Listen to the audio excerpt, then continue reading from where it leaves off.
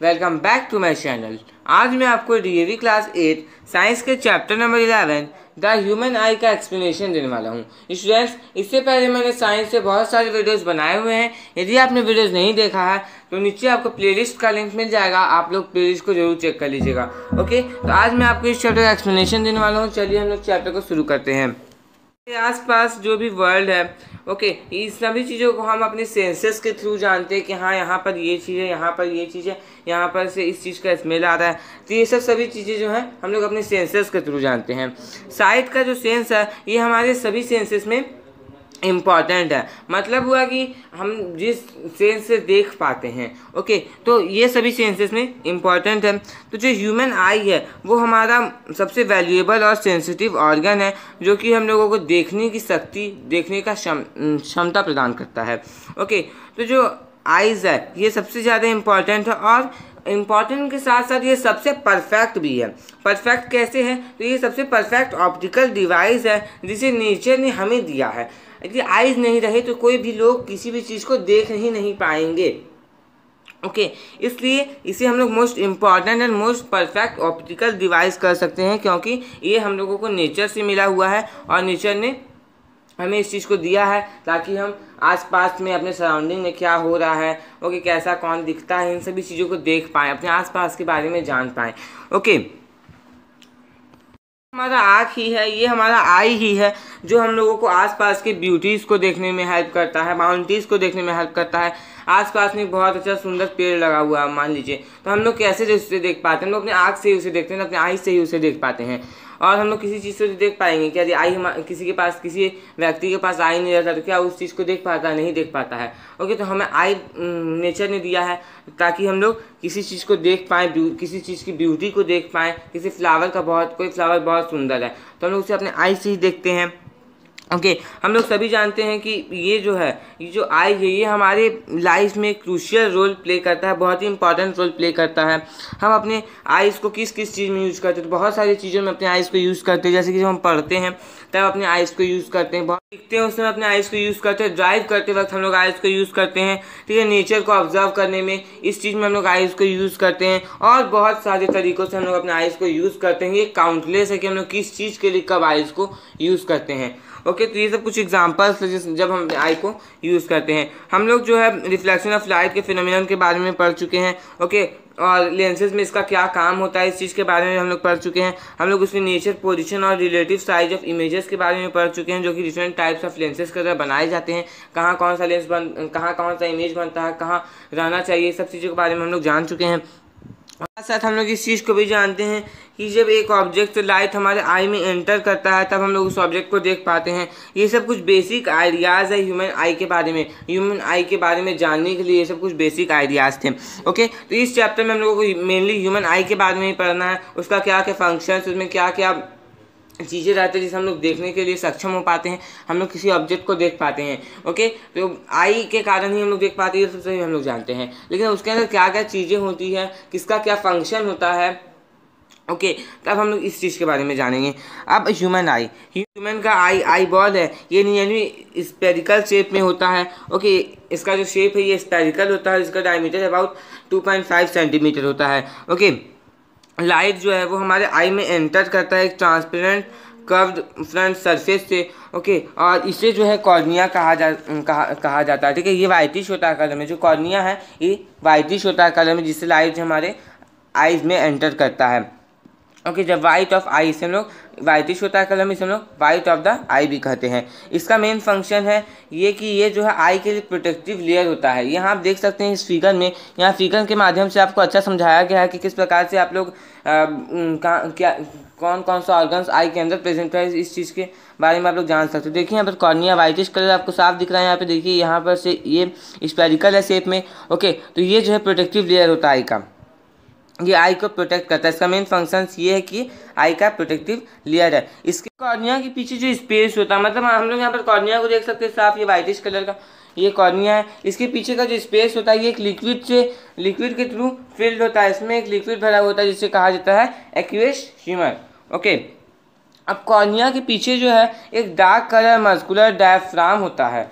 Cornea के पीछे एक डार्क कलर मस्कुलर डायफ्राम होता है जिसे हम लोग आइरिस कहते हैं। आइरिस जो है ये पिगमेंटेड भी हो सकता है और ये जो है किसी पर्सन के आई को कैरेक्टरिस्टिक कलर प्रोवाइड करवाता है, मतलब ये रिस्पॉन्सिबल होता है किसी भी पर्सन के आई के कलर के लिए। ओके, अब एक small circular aperture opening present होता है आइरिस के सेंटर में। ओके, जो साइज होता है अपर्चर का ये वेरिएबल होता है और सेल्फ एडजस्टेबल होता है।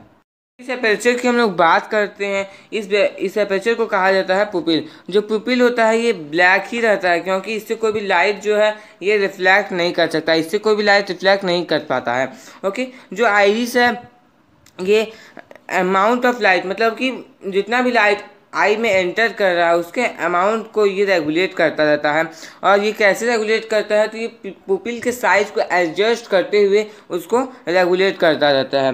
डिम लाइट में पुपिल जो है ये इनलार्ज हो जाता है, तो क्या होता है कि ज़्यादा लाइट जो है वो आई में एंटर कर जाता है। ब्राइट लाइट में क्या होता है कि पुपिल जो है ये कॉन्ट्रैक्ट होता है, तो इसलिए इसे जो है सेल्फ एडजस्टमेंट, मतलब ये जो है सेल्फ एडजस्टमेंट साइज होता है पुपिल का, जो कि सिर्फ आई के इंटीरियर को ही नहीं बचाता है, ये एक्सेसिव ब्राइटनेस से आई को बचाता है और इमेज फॉर्मिंग एबिलिटी को भी इम्प्रूव कर देता है। तो हम लोगों ने किस किस चीज़ के बारे में जाना, कॉर्निया के बारे में जाना। तो देखिए यहाँ पे पुपिल के बारे में आप देख लीजिए इमेज में, यहाँ पे पुपिल जो ये ब्लैक कलर का जो आप देख लीजिए पुपिल कहा जाता है। ओके, तो पुपिल के बारे में हम लोग जान गए कि ये ब्लैक होता है, इससे कोई भी लाइट रिफ्लेक्ट नहीं हो पाता है। अब आइरिस देखिए यहाँ पर, ये पर आप देख सकते हैं ये आइरिस है, यहाँ ऊपर में आप देख लीजिए यहाँ पर ये आइरिस है। आइरिस का क्या फंक्शन है कि अमाउंट ऑफ लाइट को रेगुलेट करता है। और ये कैसे रेगुलेट करता है ये भी मैंने आपको बताया है कि पुपिल के साइज को एडजस्ट करते हुए उस चीज़ को रेगुलेट करता है। डिम लाइट में क्या होता है, पुपिल इनलार्ज हो जाता है जिसके कारण ज़्यादा लाइट आई में एंटर कर पाता है, और जब ब्राइटनेस एकदम जब ब्राइट होता है उस समय पुपिल ये कॉन्ट्रैक्ट कर जाता है। तो ये जो है सेल्फ एडजस्टमेंट हुआ।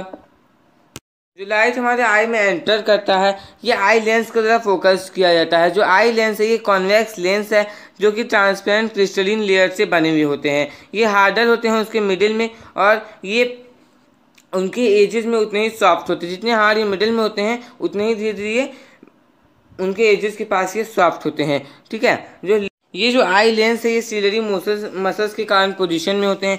ये जो मसल्स है ये आई लेंस के फोकल लेंथ को भी चेंज करते रहते हैं और आई लेंस के कर्वेचर को भी चेंज करते रहते हैं।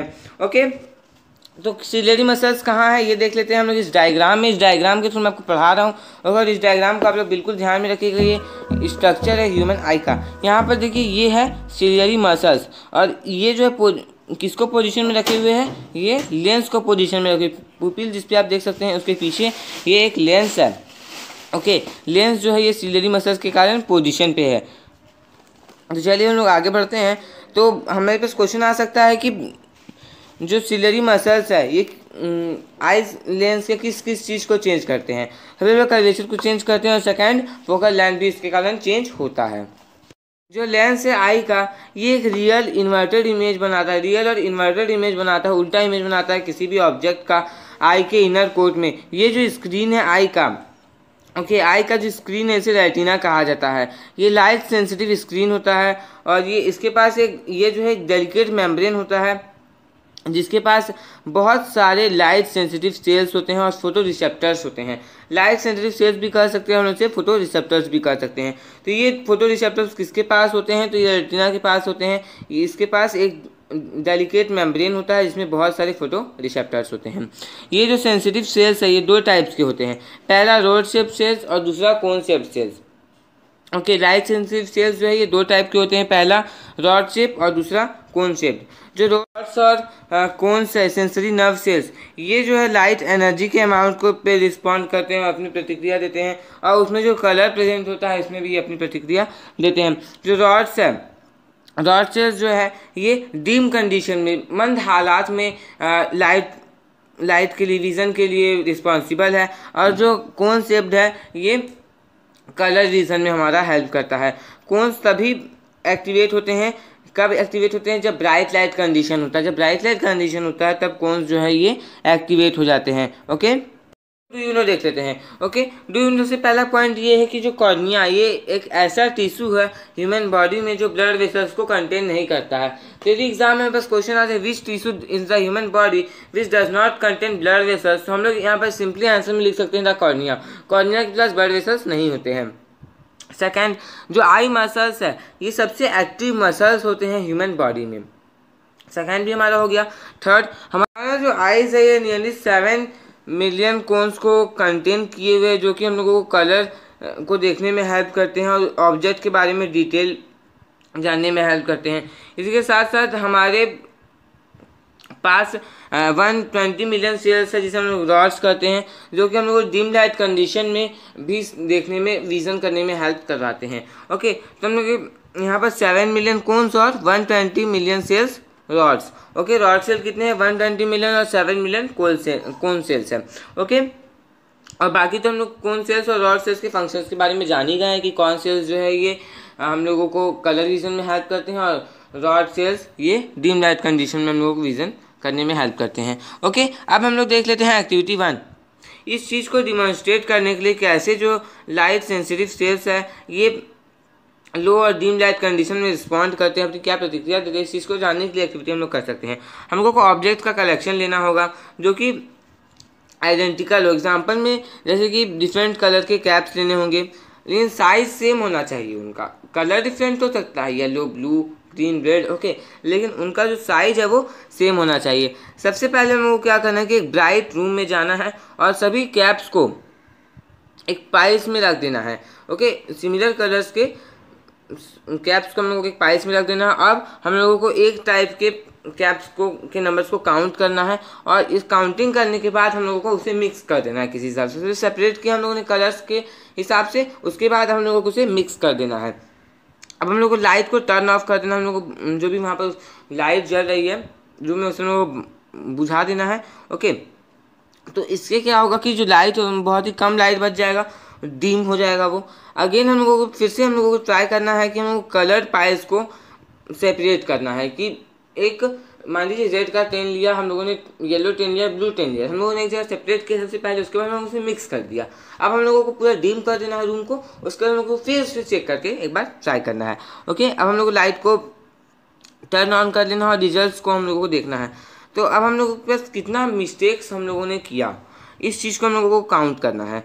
फिर से हम लोगों को लॉट को फिर से हम लोगों को मिला देना है उसे, फिर लाइट हम लोगों को डिम कर देना। उसके बाद हम लोगों को 7 से 10 मिनट आप लोग वेट कीजिएगा। इस एक्टिविटी हम लोग घर में भी करके देख सकते हैं।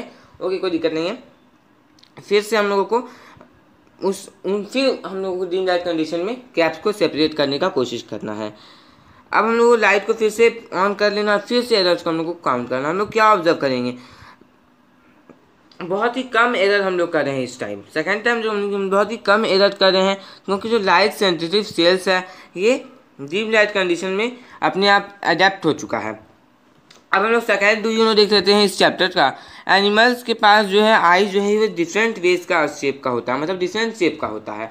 ओके, क्रैब्स का जो आइज होता है ये बहुत ही छोटा होता है, जहाँ पर ये आप देखिएगा तो बटरफ्लाइज के पास जो है ये लार्ज आइज होता है और ये जो है 1000 लिटिल आइज से बना होता है, ऐसा देखने में लगता है। ओके, ये सिर्फ हम लोग फ्रंट में नहीं देख सकते हैं, इसके साथ साथ हम लोग बैक में भी देख सकते हैं। ओके, बटरफ्लाइज की आइज देखिए यहाँ पर, ये बटरफ्लाई का ये आई है। मेरे पास और भी है यहाँ पर कि एक नाइट बर्ड जैसे कि ऑल हो गया, इसके पास आउल हम लोग उल्लू कहते हैं। ओके, जो आउल है इसके पास ज़्यादा रॉड सेल्स होते हैं कोन सेल्स के कंपेयर में, जितना कॉन सेल्स होता है उससे ज़्यादा इसके पास रॉड सेल्स होते हैं। इसके साथ साथ इस बर्ड के पास एक लार्ज कॉर्निया भी होता है और लार्ज पुपिल भी होता है। देखिए यहाँ पर ये पिक्चर में आप देख सकते हैं कि यहाँ पर कॉर्निया भी इसका बड़ा है और इसका पुपिल भी आप देख सकते हैं पूरा ब्लैक और पूरा बड़ा साइज का आप लोगों को यहाँ पर दिख रहा है।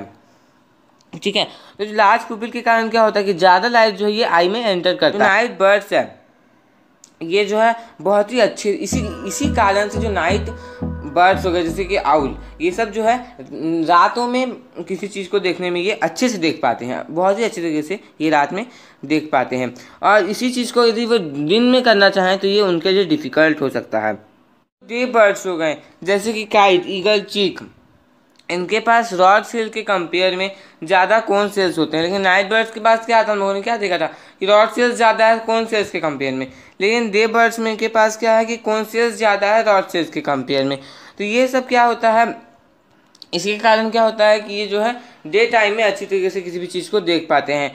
तो उनके रॉड सेल्स में जितना भी डिक्रीज हम लोग देख सकते हैं वो उन्हें डीम लाइट कंडीशन में उतना ही डिफिकल्ट बना देते हैं। नाइट टाइम में वो उस चीज़ को अच्छे से नहीं देख पाते हैं। ओके, तो उनके पास कौन सेल्स तो ज़्यादा है लेकिन रोड सेल बहुत ही ज़्यादा है, तो डीम लाइट कंडीशन में वो अच्छी तरीके से किसी भी चीज़ को नहीं देख पाएंगे। अब next topic and the most important topic हमारे पास आता है द ब्लाइंड स्पॉट।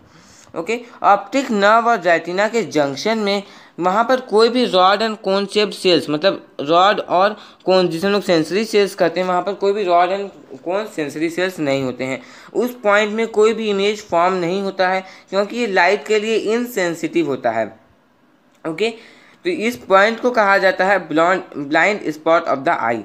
तो यही है ब्लाइंड स्पॉट ऑफ द आई। तो ये आपके डेफिनेशन आए तो आप लोग यहाँ से यहाँ तक आराम से लिख सकते हैं।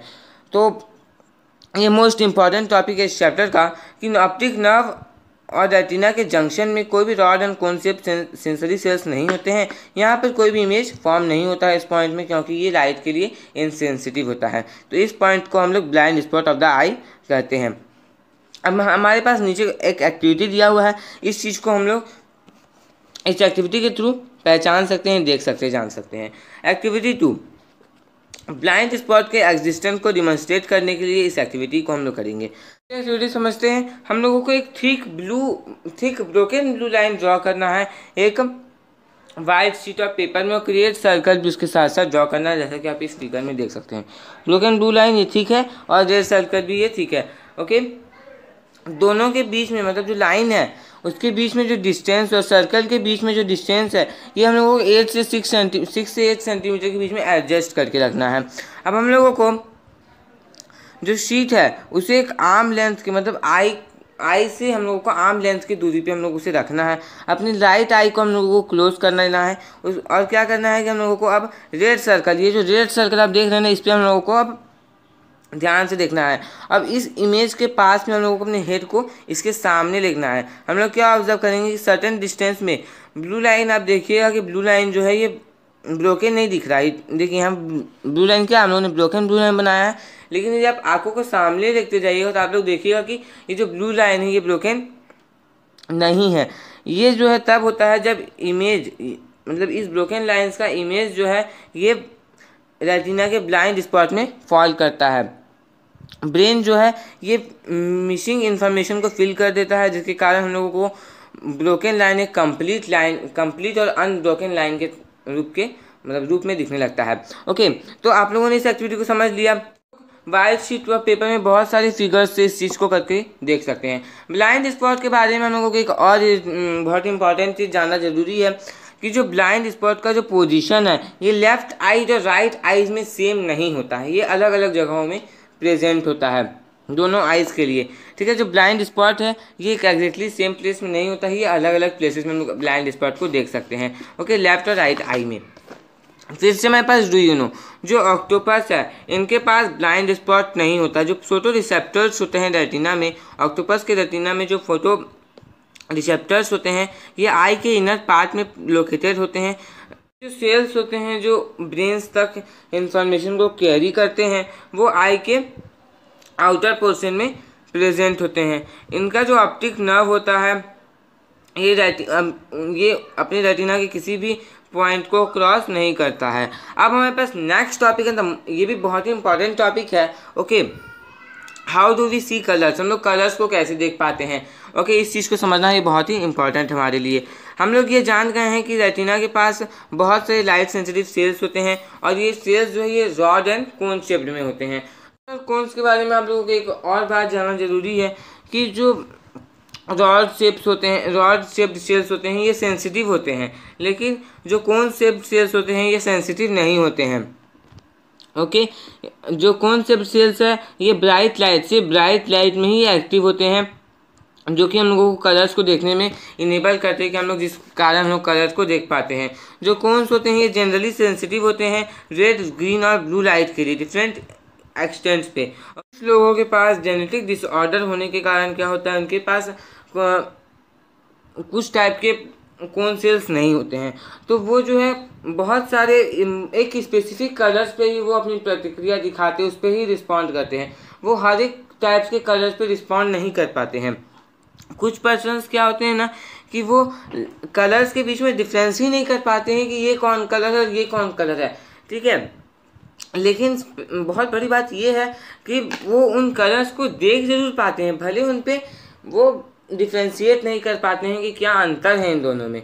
ओके, तो इस टाइप के पर्सन्स को हम लोग कहते हैं कलर ब्लाइंड।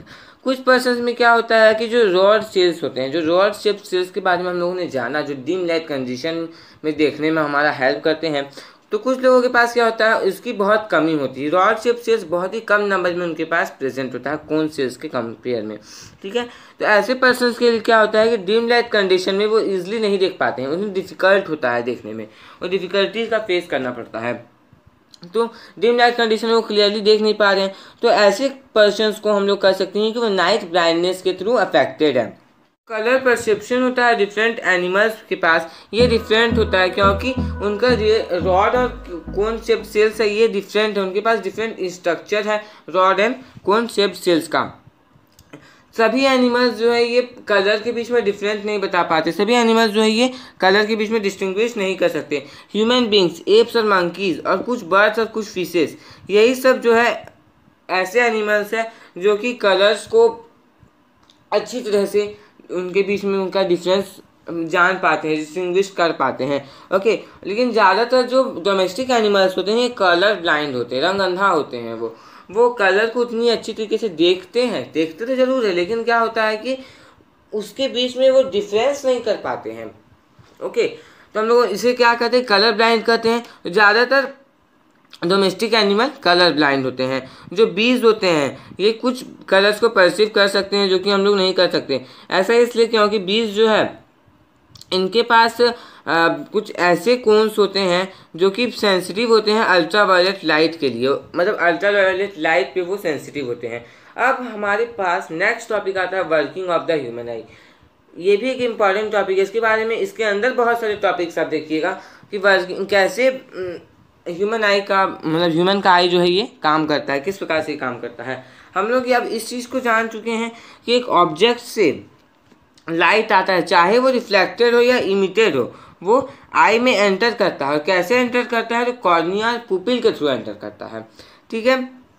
तो जो आई लेंस है ये इन लाइट रेस को कन्वर्ज कर देते हैं एक रियल इन्वर्टेड और डिमिनिश्ड, किसी भी ऑब्जेक्ट के एक रियल इन्वर्टेड और डिमिनिश्ड इमेज को फॉर्म करने के लिए रेटिना पे। ओके, रेटिना के जो लाइट सेंसिटिव सेल्स है ये तब एक्टिवेट हो जाते हैं जब उन पे लाइट फॉल करता है, वो जो है इलेक्ट्रिक सिग्नल्स को जनरेट करते हैं। ये जो इलेक्ट्रिक सिग्नल्स है ये ब्रेन के पास भेजा जाता है ऑप्टिक नर्व्स के थ्रू। तो यहाँ पर एक और क्वेश्चन बन के आ गया कि इलेक्ट्रिक सिग्नल्स ब्रेन के पास किसके थ्रू भेजा जाता है, तो ब्रेन के पास ऑप्टिक नर्व्स के थ्रू भेजा जाता है। ओके, तो जो ब्रेन है ये इलेक्ट्रिक सिग्नल्स को इंटरप्रेट करता है और इस वे में इंटरप्रेट करता है कि हम लोग एक इमेज को देख पाते हैं जो कि इरेक्ट होगा और सेम साइज होगा ऑब्जेक्ट, जिस प्रकार का ऑब्जेक्ट है उसी के साइज का एक इरेक्ट इमेज हम लोग देख पाते हैं। ओके, तब आप लोगों को ह्यूमन आई के वर्किंग के बारे में पता चला, किस प्रकार से रिफ्लेक्टेड और इमिटेड आई, कोई भी लाइट रे हो चाहे वो रिफ्लेक्टेड हो या इमिटेड हो, आई में कॉर्निया या पुपिल के थ्रू एंटर करते हैं। ओके, और ये जो लाइट रेज है इन्हें रियल इन्वर्टेड और डिमिनिश्ड इमेज को फॉर्म करने के लिए आई लेंस कन्वर्ज करता है। ओके, कहाँ पर ये इमेज फॉर्म होता है, रेटिना में। तो जो लाइट सेंसिटिव सेल्स है रेटिना के ये तब एक्टिवेट होते हैं जब लाइट उन पर फॉल करता है और ये इलेक्ट्रिक सिग्नल्स को जनरेट करते हैं। ये इलेक्ट्रिक सिग्नल्स ब्रेन के पास भेजे जाते हैं, ब्रेन इस टाइप से इंटरप्रेट करता है कि जो इमेज है उसका सेम साइज हम लोग देख पाते हैं, उसके सेम साइज को हम लोग देख पाते हैं और इरेक्ट इमेज हमारे पास बन के आता है। तो वो इमेज जो आई के रेटिना पे फॉर्म हुआ है ये तुरंत ही हट नहीं जाता, फटाफट हम लोग बोलते हैं ना, फटाफट वो हट नहीं जाता। वो एक सेकेंड उसका जो इम्प्रेशन है उस ऑब्जेक्ट का जो इम्प्रेशन है ये रेटिना पे रहता है। कितने देर के लिए रहता है, तो 1 सेकेंड का, मतलब 1 सेकेंड का 1/16 पार्ट तक ये हमारे रेटिना पे रह जाता है, वो तुरंत ही वहाँ से हट नहीं जाता। जब भले ऑब्जेक्ट हट जाता है, ऑब्जेक्ट तो हटा लिया जाए भले, लेकिन उसका 1/16 मतलब 1 सेकेंड के 1/16 पार्ट तक वो हमारे रेटिना पे उसका इमेज का इम्प्रेशन रह जाता है। ओके, तो ये जो ब्रीफ कॉन्टिन्यूएंस है विजन के सेंसेशन का, इसे कहा जाता है परसिस्टेंस ऑफ विजन। ओके, तो आप लोगों को परसिस्टेंस ऑफ विजन समझ में आ गया होगा, बहुत ही ईजी था ये। ओके, ऐसे मूवीज़ होते हैं और जो टीवी प्रोग्राम्स होते हैं जिसे हम लोग देखते हैं, ओके, ये एक्चुअली सेपरेट स्टिल पिक्चर्स के थ्रू ये बने हुए होते हैं, एक प्रॉपर सीक्वेंस में ये बने हुए होते हैं, ठीक है। ये इन स्टिल पिक्चर्स का सीक्वेंस है जो कि एक मूवी कैमरा की तरह लिया जाता है और इन्हें स्क्रीन में प्रोजेक्ट किया जाता है ऐसे रेट में 24 इमेजेस और मोर पर सेकंड, मतलब पर सेकंड 24 इमेजेस के रूप में इसे प्रोजेक्ट किया जाता है स्क्रीन पे। जो सक्सेसिव इम्प्रेशन होता है इमेजेस का आई के रेटिना पे, वो ब्लेंड होता है और मर्ज होता है एक दूसरे के ऊपर। ओके, एक दूसरे में ये इमर्ज होता है और ब्लेंड होता है। तो हम लोग जो है एक मूविंग पिक्चर को देख पाते हैं, जो मूविंग पिक्चर है इसे हम लोग देख पाते हैं। इसी प्रिंसिपल का यूज जो है सिनेमाटोग्राफी में किया जाता है और मोशन पिक्चर प्रोजेक्शन में किया जाता है।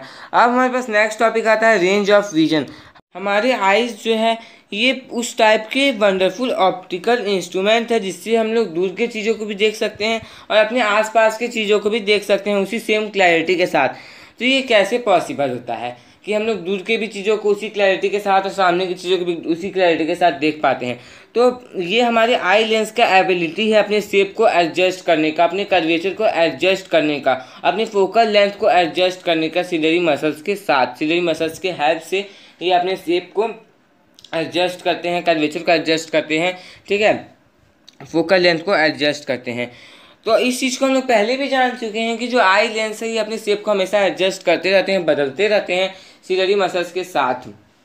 ओके, जब ये मसल्स रिलैक्स करते हैं तो जो फोकल लेंथ होता है ये 2.5 सेंटीमीटर का होता है। ओके, और जो ऑब्जेक्ट होते हैं ये इन्फिनिटी में होते हैं, इनका साफ फोकस होता है रेटिना पे। जब एक ऑब्जेक्ट को आई के सामने लाया जाता है तो जो फोकल लेंथ है आई लेंस का जो फोकल लेंथ है ये शॉर्ट हो जाता है, छोटा हो जाता है। ओके, ये ऐसा इसलिए करती है क्योंकि जो लेंस इमेज डिस्टेंस है आई के लिए वो कांस्टेंट रहता है और आई बॉल के साइज के इक्वल रहता है, नियरली वो इक्वल रहता है। तो इस ह्यूमन आई की इस स्पेशल प्रॉपर्टी को ही कहा जाता है पावर ऑफ एकमोडेशन। ओके, तो पावर ऑफ एकमोडेशन भी आपको समझ में आ गया है।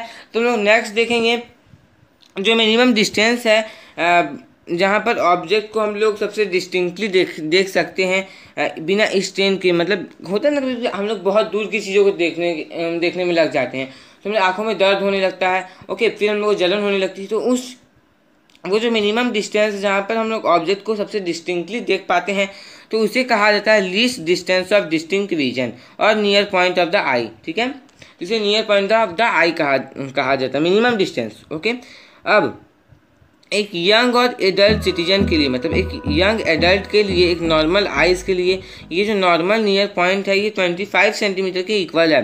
ओके, ये जो डिस्टेंस है ये एज के साथ इंक्रीज भी होता जाता है क्योंकि सिलरी मसल्स जो है, क्योंकि आप देख सकते हैं कि जो एज बढ़ता जाता है तो डिक्रीजिंग इफेक्टिवनेस होता है सिलरी मसल्स का, जिसके कारण क्या होता है कि ये इंक्रीज करता जाता है। जो फार्टेस्ट पॉइंट होता है जहाँ पर आई जो है वो सबसे क्लियरली चीज़ों को देख सकती है, वहाँ के ऑब्जेक्ट को क्लियरली देख सकती है, उसे कहा जाता है फार पॉइंट ऑफ द आई। ये इन्फिनिटी है, बहुत ही दूर दूर तक, मतलब कि वो हर लोगों का अलग अलग होता है कि किसका आई कितना दूर तक देख सकता है। ओके, एक नॉर्मल आई के लिए जो है ये अलग अलग होता है। जो डिस्टेंस होता है नियर पॉइंट और फार पॉइंट के बीच में, मतलब नियर पॉइंट और फार पॉइंट के बीच का जो डिस्टेंस होता है इसे कहा जाता है रेंज ऑफ विजन। एक नॉर्मल आई के लिए नियर पॉइंट और फार पॉइंट का जो डिस्टेंस होता है इसे रेंज ऑफ विजन कहा जा सकता है। ओके, इसका जो डिस्टेंस है ये 25 सेंटीमीटर से इन्फिनिटी तक वैरी करता है एक नॉर्मल आई के लिए। ओके, एक्टिविटी 3, हम लोगों को एक प्रिंटेड पेज, मतलब हमारी नोटबुक या फिर न्यूज़पेपर जो उसकी प्रिंटेड पेज को रीड करना है अपने आई के बहुत ही क्लोज लाते हुए। हम लोग क्या ऑब्जर्व करेंगे, क्या हम लोग पेज को रीड कर पाएंगे?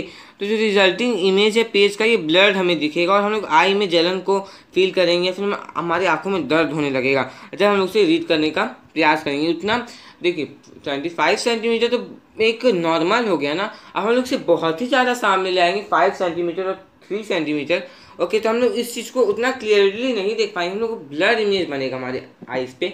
उसके साथ साथ क्या होगा, हमारे आंखों में दर्द भी होगा, जलन भी होगा। ओके, तो क्या हम लोग इस चीज़ को इजीली देख पा रहे? तो नहीं, ऐसा तो नहीं हो रहा। अब हम लोग बुक को अपने आई के दूर में ले जाना है। तो यदि मान लीजिए हम लोग आई के जस्ट सामने ले आए हो, तो हम लोग अब दूर में ले जाना, थोड़ा डिस्टेंस हम लोगों को कर लेना है। तो अब क्या होगा, हम लोग पेजेस को कन्फर्मेटली पढ़ पाएंगे। ओके, बहुत ही इसलिए हम लोग पेज को पढ़ पाएंगे, हमारे आंखों में भी दर्द नहीं होगा बिना स्ट्रेन के। ओके, अब हम लोग क्या किए कि मिनिमम डिस्टेंस हम लोग आई के नियर पॉइंट में से रखे हैं, नियर पॉइंट के पास पकड़े हैं। तो जो मिनिमम डिस्टेंस जहाँ पर हम लोग पेजेस को सबसे डिस्टिंक्टली पढ़ पा रहे हैं, इन पेजेस को बिना स्ट्रेन के, तो इसे कहा जाता है नियर पॉइंट ऑफ योर आई, मतलब हमारे आई का जो नियर पॉइंट है इसे ही कहा जाता है। ओके, तो ये सब जो चीज़ें हैं, ये सब जो एक्टिविटीज़ है, ये आप अपने घर में भी इजीली ट्राई करके देख सकते हैं। तीनों एक्टिविटीज़ थे, ये तीनों जो है बहुत ही इजी एक्टिविटीज़ जो आप अपने घर में आराम से कर सकते हैं। अब हमारे पास नेक्स्ट टॉपिक आता है डिफेक्ट्स ऑफ विजन, जिससे एग्जाम में हमेशा क्वेश्चंस पूछे जाते हैं। ओके,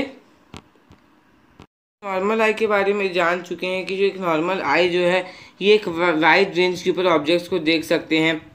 ओके, जो कि नियरली 25 सेंटीमीटर से इन्फिनिटी तक का डिस्टेंस होता है। ओके, कभी कभी क्या होता है कि लोग पूरे प्रिकॉशंस के साथ होते हैं, सभी प्रिकॉशंस को फॉलो करते हैं। ओके, प्रोएक्टिव एक्शंस लेते हैं, लेकिन क्या होता है कि हमारे आई के अंदर कुछ डिफेक्ट्स विकसित हो जाते हैं, डेवलप हो जाते हैं। आई के अंदर अपने आप जो है कुछ डिफेक्ट्स आ जाते हैं सारे प्रिकॉशंस लेने के बावजूद। ये जो है बहुत सारी रीजन्स के कारण होता है। इस केस में क्या होता है कि आई जो है ये ऑब्जेक्ट्स को क्लियरली नहीं देख पाती है। एक वाइड रेंज में क्या होता है कि ये ऑब्जेक्ट्स को क्लियरली नहीं देख पाती है। ओके, तो जो आई है हमारे किसी के भी आई में डिफेक्ट्स होता है, दो टाइप के डिफेक्ट्स होते हैं। ऑप्टिकल डिफेक्ट जो है ये दो टाइप के होते हैं, तो दोनों में कोई एक कॉमन होता है, या तो मायोपिया होगा, नियर साइटेडनेस होगा, या तो हाइपर माइट्रोपिया होगा, फार साइटेडनेस इसे हम लोग कहते हैं। ओके, तो अब हम लोग इस डिफेक्ट्स के बारे में डिटेल में जानेंगे, मायोपिया और हाइपर मेट्रोपिया। तो दोनों ही टॉपिक्स, मतलब ये दोनों ऑप्टिकल डिफेक्ट्स जो है बहुत ही इंपॉर्टेंट एग्जाम में। दोनों में से किसी, या तो ये आता है कि इस चीज़ को मायोपिया को डिफाइन कीजिए, या फिर हाइपर मेट्रोपिया को डिफाइन कीजिए, या फिर दोनों के बीच में डिफ्रेंशिएट कीजिए। तो क्वेश्चंस एग्जाम में इससे पूछे जाते हैं, तो ये बहुत ही बर्निंग टॉपिक है, बहुत ही इंपॉर्टेंट टॉपिक है। ओके, तो चलिए हम लोग अब इस टॉपिक को समझते हैं, मायोपिया और नियर साइटेडनेस। मायोपिया ये आई का एक ऐसा डिफेक्ट है जिसके कारण क्या होता है कि आई ये डिस्टेंट ऑब्जेक्ट को, दूर दूर के ऑब्जेक्ट को क्लियरली नहीं देख पाती है। इस केस में क्या होता है कि एक आई लाइट से जो है वो डिस्टेंट ऑब्जेक्ट से आ रहे हैं, आई लेंस में वो अराइव कर रहे हैं, वो एक पॉइंट में कन्वर्ज हो जाते हैं, रेटिना के फ्रंट में, रेटिना के सामने ही एक पॉइंट में वो कन्वर्ज हो जाते हैं। तो ये जो इफेक्ट होता है ये या तो एक्सेसिव कर्वेचर ऑफ कॉर्निया के कारण होता है, या तो आई बॉल के इलॉन्गेशन के कारण होता है। ये डिफेक्ट्स दो ही कारणों के साथ होता है। ओके, बुक्स में आपके दो ही दिए हुए हैं, और भी होते हैं, लेकिन बुक्स में आपके दो ही दिए हुए हैं, तो आप लोग अभी दो ही जानिए। ओके, आगे डायग्राम भी दिया हुआ है, हम लोग डायग्राम के थ्रू भी समझेंगे कि कैसे नियर साइटेडनेस और फार साइटेडनेस होता है, मायोपिया और हाइपरमेट्रोपिया होता है। ये जो डिफेक्ट है ये concave lens, diverging concave lens को यूज़ करके सही किया जाता है। एप्रोप्रिएट फोकल लेंथ का, एप्रोप्रिएट फोकल लेंथ के कॉन्केव लेंस को लिया जाता है और इससे इस डिफेक्ट को करेक्ट किया जाता है। तो इसमें कॉन्केव लेंस को यूज़ किया जाता है। हाइपरमेट्रोपिया और फार साइटेडनेस के बारे में हम लोग जानेंगे। हम लोग ये हमेशा देखे हैं कि कुछ मिडिल एज पीपल जो है ये अपने, मतलब ये बुक्स को अपने आइज़ के थोड़े दूर में रखते हैं। ओके, कुछ दूर में रखते हैं प्रॉपरली उसे रीड करने के लिए, प्रॉपरली उसे पढ़ने के लिए। ऐसा इसलिए होता है क्योंकि वो हाइपर मेट्रोपिया से सफ़र करते हैं, उन्हें हाइपर मेट्रोपिया है।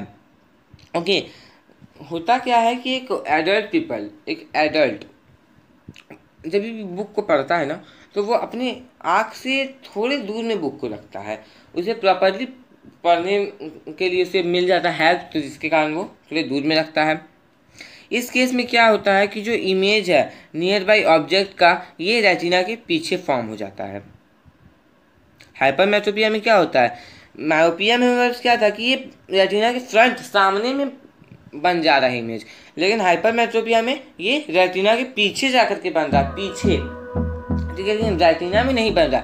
दोनों केसेस में क्या है कि रेटिना में इमेज नहीं बन रहा है। तो ये जो इफेक्ट है ये आई लेंस कैसे होते हैं, सबसे पहला जो फोकल लेंथ है आई लेंस का, ये बहुत ही ज़्यादा हो जाता है, और आई बॉल जो है ये शॉर्टेंड हो जाते हैं, छोटे हो जाते हैं। और इसका एक और आप लोगों को जानना बहुत ज़रूरी है कि ये कैसे होता है। तो कॉर्निया के कर्वेचर में डिक्रीज के कारण भी ऐसा होता है। मायोपिया में हम लोगों ने क्या पढ़ा था कि एक्सेसिव कॉर्निया हो जाता है कर्वेचर का। इसमें हम लोग क्या जानते हैं हाइपरमेट्रोपिया में कि कॉर्निया जो है ये छोटा हो जाता है, डिक्रीज हो जाता है कॉर्निया में। ओके, कॉर्निया कर्वेचर में डिक्रीज हो जाता है। तो ये जो इफेक्ट है इसे कॉन्वेक्स कन्वर्जिंग लेंस को यूज़ करके करेक्ट किया जाता है एप्रोप्रिएट फोकल लेंथ का। ओके, अब हम लोग इस डायग्राम के थ्रू समझेंगे कि किस प्रकार से हाइपरमेट्रोपिया और उसका करेक्शन होता है। अब देखिए, मायोपिया उसका करेक्शन और हाइपरमेट्रोपिया उसका करेक्शन। तो यहाँ पर देखिए मायोपिया के बारे में है। सबसे पहले मायोपिया हम लोग देखते हैं, ओ ऑब्जेक्ट है, बहुत ही दूर में ये ऑब्जेक्ट है, इससे लाइट रे आ रहा है, इस लाइट रे इधर आ रहा है, देखिए एरो है मतलब लाइट इधर आ रहा है। ये आई लेंस है, आई लेंस में जाने के बाद देखिए इधर जा रहा है, उसके बाद क्या हो रहा है ना, ये एक पॉइंट पे रेटिना तो यहाँ पर है, पीछे ये है रेटिना। ओके, आपने इस डायग्राम में भी देखा था कि ये जो पीछे आपको स्क्रीन दिख रहा है ये है रेटिना। ओके, यहाँ पर भी आप देख सकते हैं कि ये है रेटिना। तो ये क्या हो रहा है, यहाँ तीनों पॉइंट जो है इस रेटिना पे नहीं जाके मिलते हुए ये यहाँ पर आकर के मिल जा रहे हैं, ठीक है। तो जिसके कारण क्या होता है कि ये इम्बैलेंस कॉज हो जाता है और लोगों को देखने में परेशानी होती है।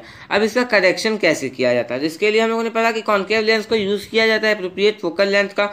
अब देखिए न्यू फार पॉइंट ये है ओ, यहाँ से लाइट से इधर से आ रहा है, यहाँ से लाइट से इस प्रकार से आ रहा है। अब देखिए ये एंटर किया, एंटर करने के बाद एक लेंस तो यहाँ मिल गया, ये फैल गया इधर से, देखिए इधर से ये ऐसे ऐसे हो गया, रिफ्रैक्शन आप देख सकते हैं। फिर उसके बाद देखिए यहाँ पर ये फिर इस लेंस के कारण ये एक पॉइंट पे जाकर के मिल रहा है जो कि सीधा रेटिना में ले जा रहा है।